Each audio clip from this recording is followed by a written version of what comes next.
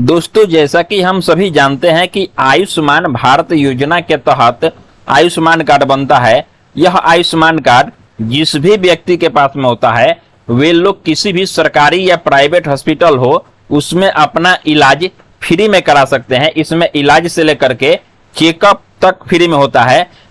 इस कार्ड के अंतर्गत बड़े बड़े प्राइवेट हॉस्पिटल भी जुड़े हुए हैं। आयुष्मान कार्ड कैसे बनता है इसका वीडियो मैं पहले ही बना चुका हूं, मेरा चैनल पर मिल जाएगा। वहां से आप उस वीडियो को देख करके और आयुष्मान कार्ड आप अपना बनवा सकते हैं।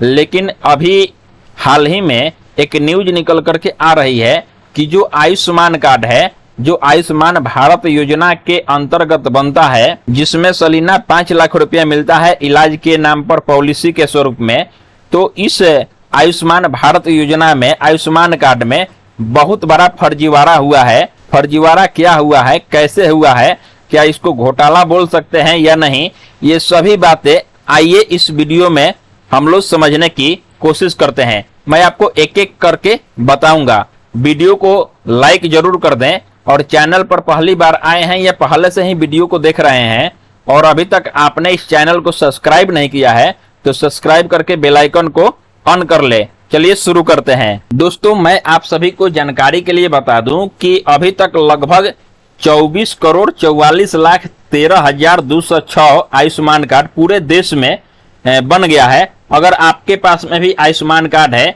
तो आप 5 लाख रुपए सालाना का लाभ अपने स्वास्थ्य के लिए ले सकते हैं। यानी कि किसी भी हॉस्पिटल में आप इलाज कर सकते हैं, बिल्कुल मुफ्त में आपके आयुष्मान कार्ड से पैसा कट जाएगा। इसी आयुष्मान कार्ड में जो फर्जीवाड़ा हुआ है, चलिए उस पर हम बात करते हैं कि क्या फर्जीवाड़ा हुआ है। दोस्तों, आयुष्मान भारत योजना को, जिसे प्रधानमंत्री जन आरोग्य योजना के नाम से 2018 के 23 सितंबर को लॉन्च किया गया था। इस योजना के अंतर्गत एक आयुष्मान कार्ड बनाया जाता है। इस आयुष्मान कार्ड के अंतर्गत 5 लाख रुपए प्रति वर्ष मुफ्त इलाज के लिए मिलता है। यह रुपया जो मिलता है 5 लाख रुपया आपको 1 साल के लिए मिलता है।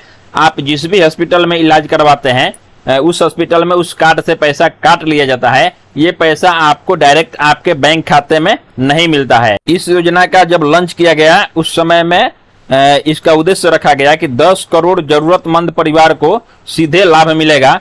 इसमें प्राइवेट और सरकारी हॉस्पिटल दोनों को शामिल किया गया।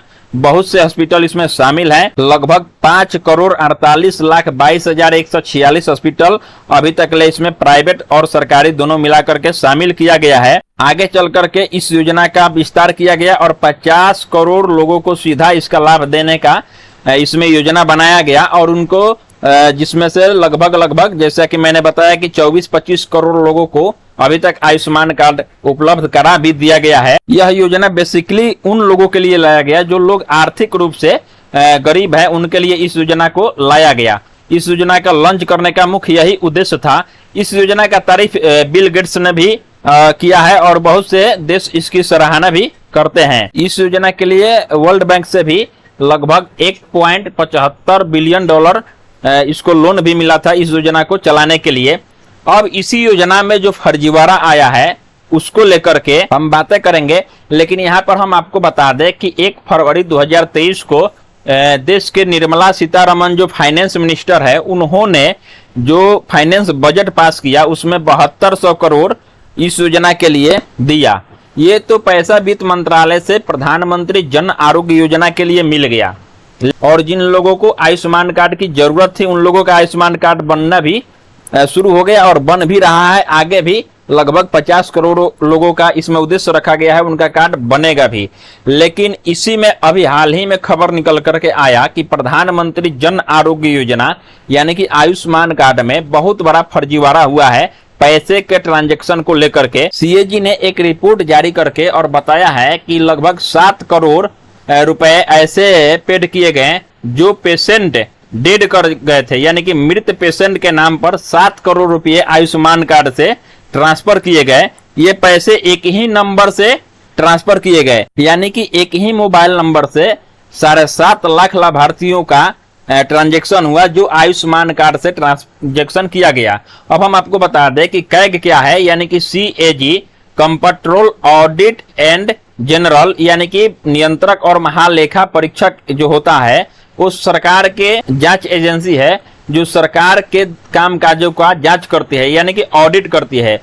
सीएजी ने अपनी रिपोर्ट में 8 अगस्त को लोकसभा में एक रिपोर्ट पेश किया जिसमें बताया कि सितंबर 2018 से लेकर के मार्च 2021 तक का जो हमने ऑडिट किया उसमें लगभग 7.5 लाख लाभार्थी पीएम जन आरोग्य योजना यानी कि आयुष्मान कार्ड का ऐसे थे जिनका मोबाइल नंबर एक ही था और उनके नाम पर ट्रांजैक्शन किया गया जो लगभग 7 करोड़ रुपीज था।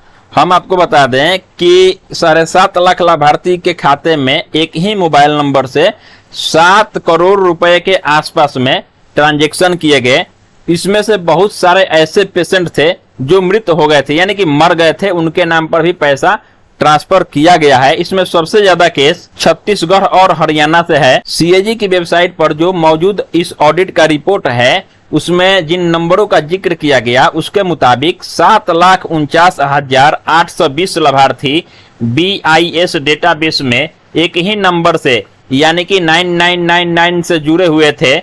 इनके अलावा 1,39,000 लाभार्थी ऐसे थे जो 8888 नंबर से जुड़े हुए थे और 96,046 लोग ऐसे थे जो 9000 नंबर से जुड़े हुए थे और उनके नाम पर पैसा ट्रांसफर किया गया आयुष्मान कार्ड का। तो ये तो एक बहुत बड़ा फर्जीवाड़ा है यानी कि सीएजी के रिपोर्ट के अनुसार। क्या इसको घोटाला बोल सकते हैं या नहीं, चलिए आगे हम बात करते हैं। सीएजी ने जब आयुष्मान भारत योजना के डेटाबेस का ऑडिट शुरू किया तो इसमें बहुत ही अनियमितताएं पाई गई। बताया गया कि transaction management system of scheme में पहले से मृत घोषित मरीजों का इलाज लगातार जारी था और इनके इलाज के लिए पैसों का भुगतान किया जा रहा था। यानी आयुष्मान भारत योजना के तहत इन हजारों मरीजों का इलाज होता दिखाया जा रहा था। देश भर के अलग अलग अस्पतालों में कुल 3,446 मरीज ऐसे थे जिनके इलाज के लिए अस्पताल को 6.97 करोड़ और कहीं कहीं 7 करोड़ रुपए का भुगतान दिखाया जा रहा है कि इतना भुगतान किया गया आयुष्मान कार्ड से, जबकि 3446 मरीज ऐसे थे जो मर चुके थे, उनके नाम पर भी ट्रांजैक्शन होता रहा। जैसा कि मैंने आपको पहले ही बताया कि आयुष्मान कार्ड से जो 5 लाख रुपए मिलता है वो पैसा आपको नहीं मिलेगा। आप जिस भी हॉस्पिटल में इलाज करवाइएगा उस हॉस्पिटल में आपके कार्ड से उस पैसा को काट लिया जाता है। जितने का भी आपका इलाज हुआ है, जांच हुआ है, दवाएं हैं, उसमें से पैसा काट लिया जाता है। उसी प्रकार से आयुष्मान कार्ड में भी किया गया है। अब हम आपको बता दें कि आयुष्मान कार्ड से जो पैसा निकाला जाता है उसका सिस्टम क्या है। तो आप यहाँ पे समझने की कोशिश करें कि आयुष्मान कार्ड से पैसा ट्रांजैक्शन मैनेजमेंट सिस्टम के द्वारा किया जाता है। जब भी आप जाइएगा अपने कार्ड को लेकर के किसी भी हॉस्पिटल में इलाज के लिए तो वहां पे आपके कार्ड से यूजर आईडी और पासवर्ड को लॉगिन करके और आपके कार्ड का वहां पे वेरिफिकेशन करके और उसमें से पैसा निकाला जाता है, पैसा कट जाता है। इसको और अच्छे से आगे में समझेंगे। यहाँ पे देखिए बताया गया कि एक मरीज को एक समय में कई अस्पतालों में भर्ती होने से रोकने की कोई व्यवस्था नहीं की गई थी।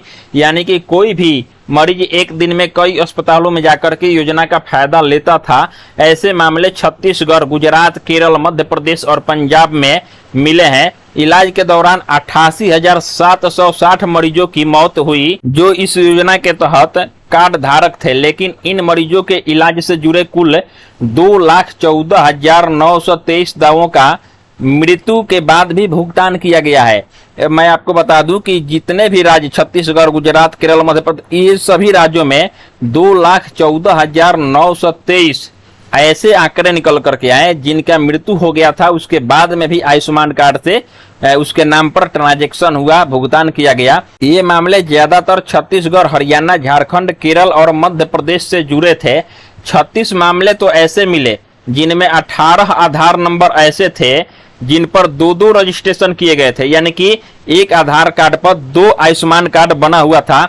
वहीं तमिलनाडु में अगर बात की जाए तो 7 आधार कार्ड ऐसे मिले जिसमें 4,761 रजिस्ट्रेशन किए गए थे। एक मतलब कि 7 आधार नंबर मिलाकर के टोटल 4,761 आयुष्मान कार्ड बना हुआ था।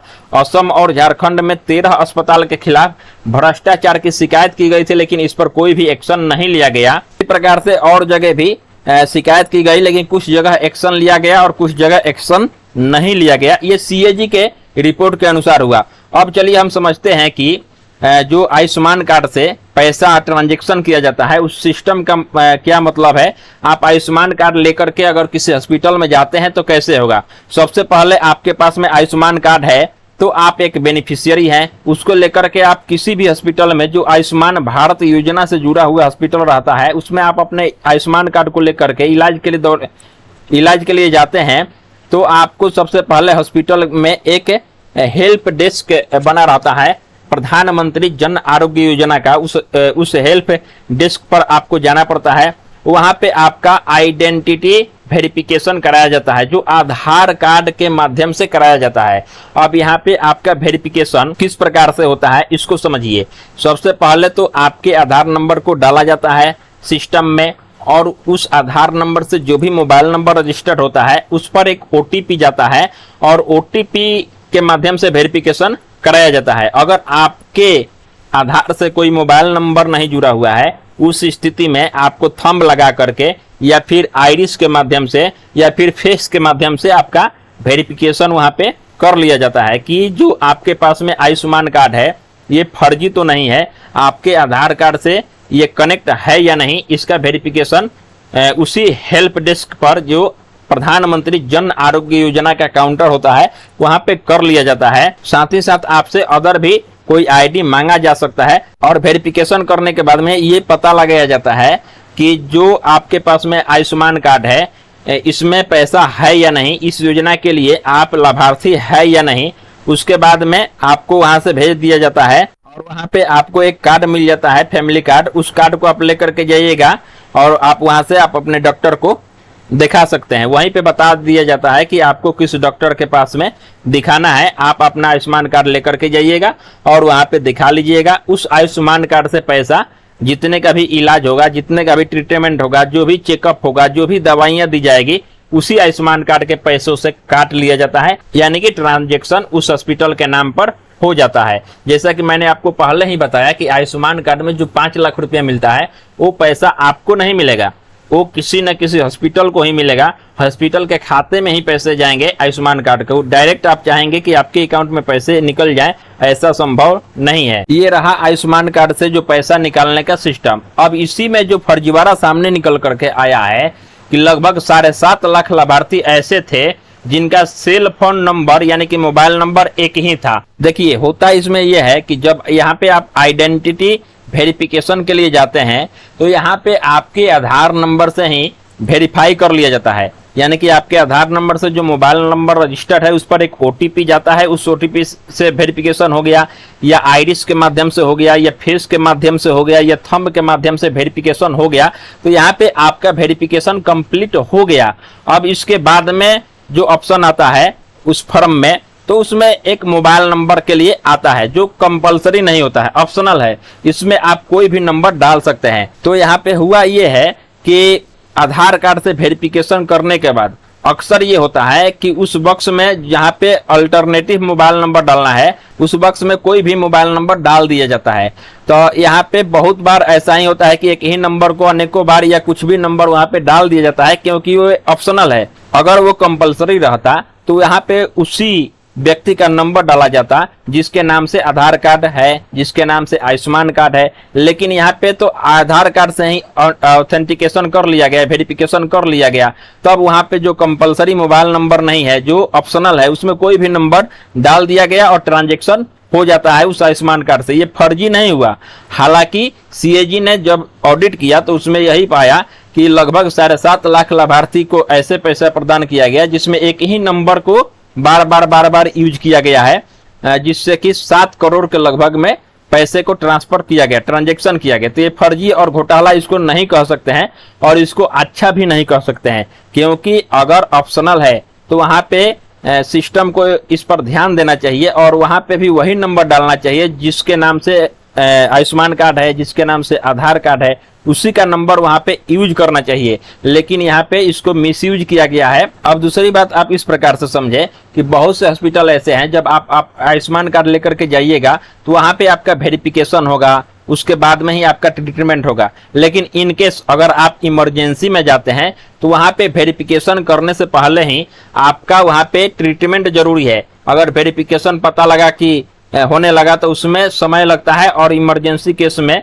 उतना पेशेंट के पास में समय नहीं रहता है। इसलिए बहुत से हॉस्पिटल क्या करते हैं कि वेरिफिकेशन बाद में होता है और पहले ट्रीटमेंट इमरजेंसी के रूप में, इमरजेंसी में है तो ट्रीटमेंट शुरू कर देते हैं, वेरिफिकेशन होते रहेगा धीरे धीरे, क्योंकि आयुष्मान कार्ड से 3 दिन के अंदर में कभी भी पैसा वेरिफिकेशन करके और उससे ट्रांजेक्शन किया जा सकता है।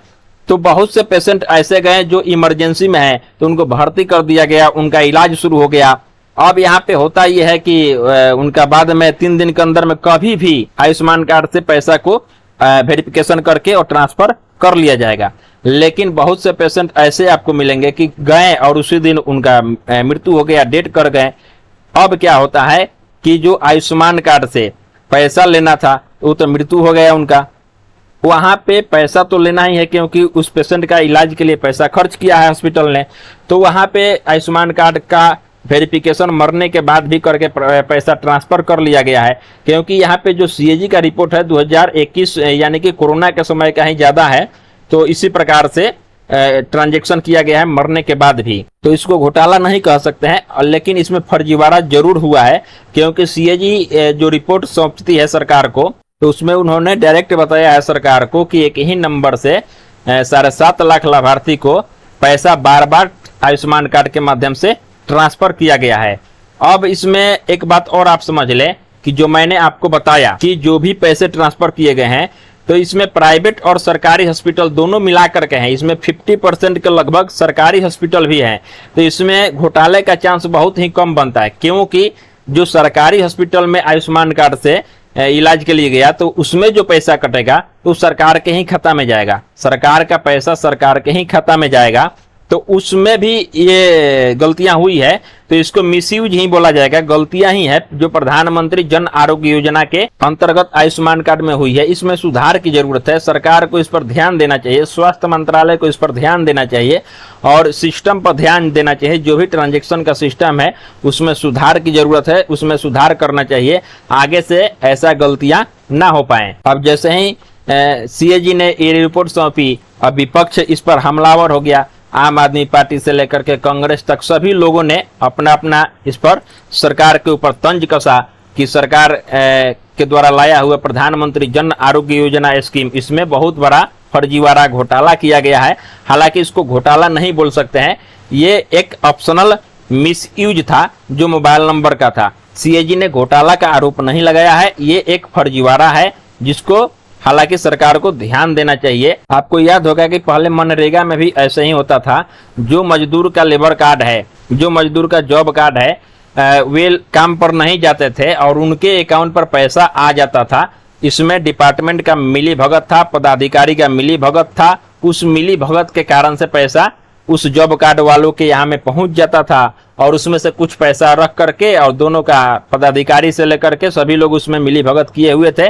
जब बाद में इसमें सुधार किया गया मनरेगा में, तो अब वहां पे जियो टैगिंग कर दिया गया। अब वहां पे जॉब कार्ड जिसके पास में है, काम पर जाएंगे, वहां से जियो टैगिंग होगा तो ही उनके खाते में पैसा जाएगा, अन्यथा नहीं जाएगा। ठीक उसी प्रकार से प्रधानमंत्री जनधन आधार योजना में भी डायरेक्ट आधार कार्ड के नंबर के माध्यम से गरीब व्यक्ति जिनका जनधन अकाउंट है उनके खाते में डायरेक्ट पैसा भेजा गया। ठीक उसी प्रकार से आयुष्मान भारत योजना में भी सुधार की जरूरत है, इसमें भी मिस यूज ना हो पाए, इसको भी सरकार को ध्यान देना चाहिए। और जितने भी गरीब लोग हैं जिनको आयुष्मान कार्ड की सख्त जरूरत है, उनको आयुष्मान कार्ड भी प्रोवाइड कराना चाहिए। ये सरकार का दायित्व है, सभी लोगों को आयुष्मान कार्ड का लाभ मिले जिनको आयुष्मान कार्ड की जरूरत है। तो दोस्तों, मैंने आपको बताया कि आयुष्मान कार्ड में जो फर्जीवाड़े के नाम पर, पैसे घोटाले के नाम पर जो खबरें निकल करके आई है, ये खबर कैसी है, आप सभी को कैसी लगी कमेंट करके जरूर बताएं। आपके मन में किसी भी प्रकार का सवाल प्रश्न है तो आप कमेंट सेक्शन में जुड़ करके हमसे पूछ सकते हैं। चलिए मिलेंगे नेक्स्ट वीडियो में, तब तक के लिए जय हिंद।